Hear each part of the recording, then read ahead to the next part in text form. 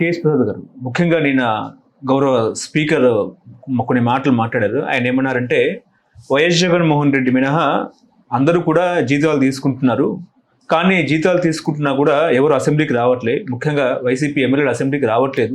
ఒక సంస్థలో ఒక ఉద్యోగి డ్యూటీకి రాకపోతే ఏ రకంగా అయితే సస్పెండ్ చేస్తామో ఆ రకంగా కూడా ఎమ్మెల్యేల పరిధిలో ఉన్న విషయాన్ని మేము చూసి చట్టపరంగా చర్యలు తీసుకుంటామన్నట్టు కూడా స్పీకర్ గారు మాట్లాడారు. ఇక్కడైనా అసెంబ్లీ సమావేశం జరిగినప్పుడు జగన్మోహన్ రెడ్డి వెళ్తారా వెళ్ళరా అనేది ప్రశ్న. ఏం చెప్తారు సార్? చంద్రబాబు నాయుడు గారు ఆల్మోస్ట్ 2-3 years అయినా అసెంబ్లీ బాయ్కాట్ చేశారు. ఆ టైంలో జీతం తీసుకున్నారు లేదా ఒకసారి చెక్ చేసి చెప్పుకోమనండి స్పీకర్ గారు.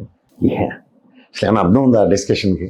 ఆయన ఒక స్పీకర్ చైర్లో ఉండి జీతభత్యాల గురించి మాట్లాడడం, పైపచ్చు ఒక 60 పని దినాల్లో ఒక రోజు అటెండెన్స్ ఉంటే సరిపోతుందన్న క్లాస్ వాళ్ళ దగ్గరే పెట్టుకుని ఏం మాట్లాడుతున్నారు అవుట్ ఆఫ్ ద బాక్స్. ఇప్పుడు ఇంజనీరింగ్ కాలేజీలో నేను మీరు డిగ్రీలు చదువుతున్నప్పుడు 70% అటెండెన్స్ కంపల్సరీ అయినా 100 రూలు ఉందా లేదా? ఉందా? మీరు చదువుతున్నప్పుడు మేము చదువుతున్నప్పుడు మాకు అటెండెన్స్ కంపల్సరీ ఉండేది కాదు. అటెండెన్స్ ఒక క్లాస్లో వెనక బెంచ్ నుంచి కూడా బయటకు వచ్చి కాలేజీలో ఉన్నప్పుడు ఎప్పుడైనా మా ప్రిన్సిపల్ గారికి దొరికినా లేకపోతే మా లెక్చరర్ గారికి దొరికినా 4 తిట్లు తిట్టేవారు. అది తిడతారని చెప్పి మేము పని అయితే ఇప్పుడు మనీ వాళ్ళం కదా, మా మటుకు మేము గోడకంతే వెళ్ళి వాళ్ళం. ఎగ్జాంపుల్ చెప్తున్నాను.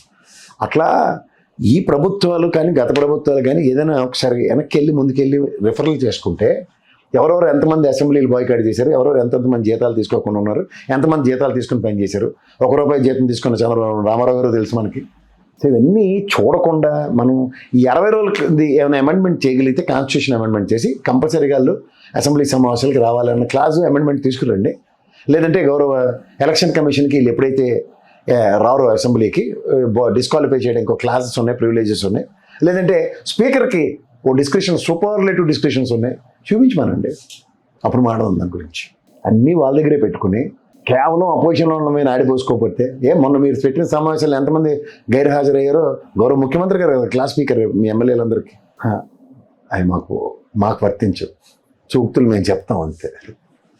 వాళ్ళేమో ప్రతిపక్ష హోదా ఇవ్వరని, వీళ్ళేమో అసెంబ్లీకి రారని కోర్టు నిర్ణయిస్తుంది కదా సార్. రేపు కోర్టులో ఉంది అది. కోర్టు అపోజిషన్ ఇమ్మంది అనుకోండి, ఇస్తే అప్పుడు వెళ్తారో వెళ్ళరో అప్పుడు చర్చ పెట్టండి.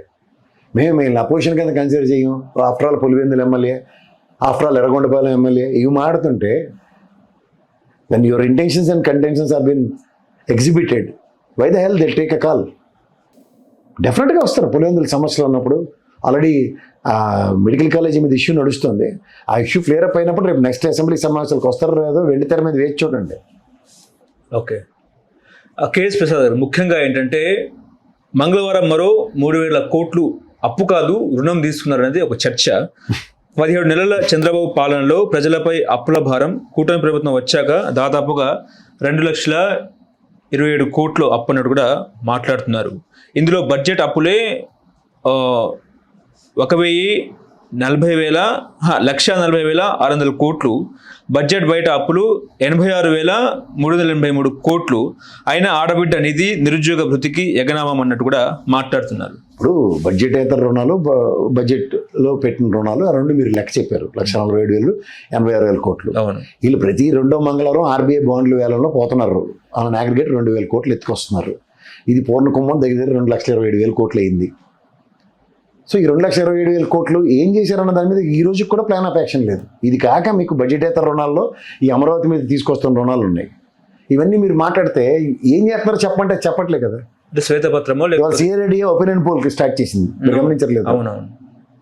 ఈ డెవలప్మెంట్స్ కనబడుతున్నప్పుడు వీళ్ళు ఈ 18 నెలల పని ఏం చేశారంటే ఆన్సర్ లేదు వాళ్ళ దగ్గర. మీరు ఇది గమనించండి. ఓకే. సో ఎప్పుడైనా సరే మీకు రుణాలు దేనికి తెస్తున్నాం?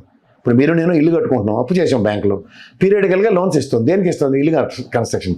అందుకని అప్పు దేనికి చేస్తున్నాం చెప్పకపోతే? అమరావతి డెవలప్మెంట్కో లేకపోతే విజన్కో. అమరావతి డెవలప్మెంట్కి దీనికి దాని కథ వేరే కదా. వరల్డ్ బ్యాంకును ఏషియన్ మర్కంటైల్ బ్యాంక్ నుంచి దాని అప్పు దాన్ని తెస్తున్నారు. నేను అంటుంది అదే, దేనికి అది పాకెట్స్ క్రియేట్ చేసి ఆ పాకెట్స్ నుంచి మీరు డబ్బులు తీసేస్తుంటే ఫైనల్గా ఇది పూర్ణకొమ్మ 2,27,000 కోట్లు నెత్తి కూర్చుని ఉంది కదా ఇవాళ. ఎండ్ ఆఫ్ ది డే మీరు అమరావతికి అప్పు చేశారు కాబట్టి నెక్స్ట్ ప్రభుత్వంకి సంబంధం లేదని అవడం చెప్తారే. ప్రధాని జగన్మోహన్ రెడ్డి రేపు వచ్చి నాకు అమరావతి ఇష్టం లేదన్నా సరే అప్పు తీర్చుకోవాల్సిన బాధ్యత ఆయన మీదే ఉంటుంది. నేను మాటకు చెప్తున్నా. వీళ్ళ దీని గురించి ఇప్పుడు ఆ బిల్డింగ్ కట్టారు అక్కడ, వీళ్ళు వాడకపోతే ఎవరేట్ చేస్తారు దాన్ని? పర్యాటక శాఖ ఇచ్చి దానివల్ల ₹1 డబ్బులు వచ్చే కార్యక్రమంకి తెరలేపారు అనుకో, దానికి సస్టైన్ అయింది. ఈ బ్యాలెన్స్ షీట్ టాలీ అయ్యే టైంకి నెక్స్ట్ బడ్జెట్కి 490 కోట్లు దగ్గర ఖర్చు పెట్టిన పర్యాటక భవన్ రుచికొండది. ఈ సంవత్సర ఆదాయం అది బడ్జెట్లో ఫిగర్ ఎస్టాబ్లిష్ అవుతుంది కదా. 100 కోట్లు వచ్చిందో 150 కోట్లు వచ్చిందో బ్రేక్ ఈవెన్ మనం క్యాలిక్యులేట్ చేస్తాం కదా.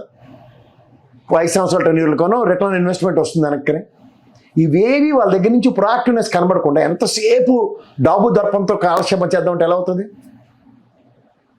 ఎవరికి అనుమానం రాకుండా విదేశీ పర్యటనలు, ఎవరికి అనుమానం రాకుండా ఇక్కడ హైదరాబాద్ నుంచి విజయవాడ హెలికాప్టర్ల ప్రయాణాలను, ఏరోప్లేన్ ప్రత్యేక విమానం ప్రయాణాలు, ఎక్కడ లేని విడ్డూరంగా క్యాబినెట్ హోదాలు కలిగిన 2 మంత్రులకి హెలికాప్టర్లను విమానాలు ఇస్తున్నారు. అదేంటో నాకు ఆశ్చర్యకరంగా ఉంది.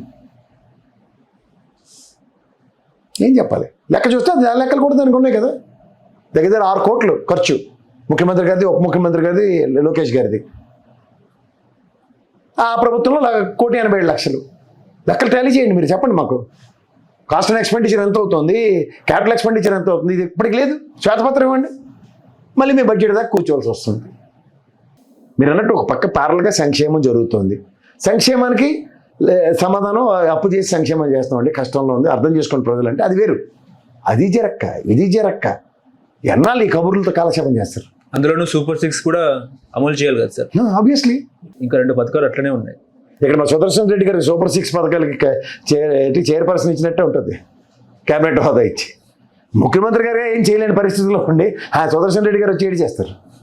అలాగే ఉంటుంది అక్కడ కూడా. సూపర్ 6 మీరు అమలు చేయకుండా ఇంత తప్పులు చేసి ఏం చేస్తున్నారో చెప్పమంటే అది చెప్పకుండా సూపర్ 6 కోసం ప్రణాళికాబద్ధంగా వెళ్తున్నాం అంటే ఏంది? ఆడబిడ్డ అనేది నిరుద్యోగ వృత్తి అట్లనే ఉన్నాయి. ఇప్పుడు ఆడబిడ్డ అనేది నిరుద్యోగ వృత్తి పక్క దీని సార్. ఇంత తీవ్ర తుఫాన్లో వీళ్ళు సంవత్సరానికి 20,000 ఇస్తున్నారు. ఇప్పుడు ఇంకా 35,000 బాకీ ఉన్నాయి ప్రజలకి. అది ఇచ్చిన తక్షణ సాయంగా ఉంటుంది కదా. వీళ్ళు ఇస్తాను పథకమే కదా.